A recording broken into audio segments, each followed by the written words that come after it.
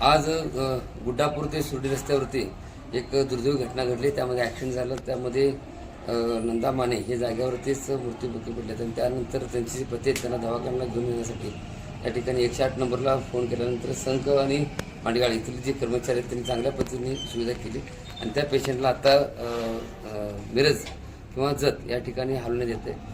अशा प्रकारचे ॲक्सिडेंट तालुक्यामध्ये याच्यापूर्वी जेव्हा होत होते त्यावेळेस ॲम्ब्युलन्स लवकर उपलब्ध होती, पण आज खरोखरच चांगल्या पद्धतीने ॲम्ब्युलन्स आमच्यासोबतच या ठिकाणी आलेले आणि प्रशासकाच्या माध्यमातून ग्रामीण भागामध्ये प्रत्येकाने जीवाची काळजी घेणं अत्यंत गरजेचं आहे. तालुक्यासारख्या भागामध्ये, दुष्काळ भागामध्ये अशा पद्धतीचे ॲक्सिडेंटचं प्रमाण खूप मोठ्या प्रमाणात वाढले. प्रत्येकाने काळजी घेणं देखील गरजेचं आहे, कारण माणसाचा हा नाशवंत देह आहे.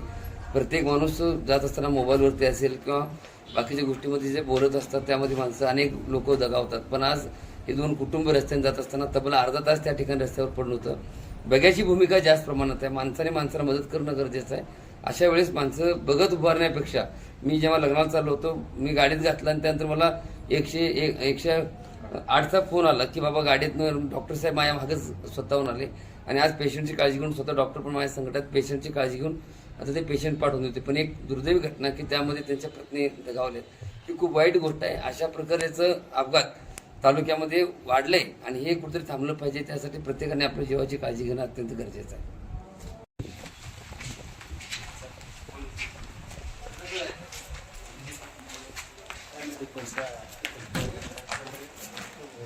यात नाही मॅम पुढे गेले पुढे गेले तर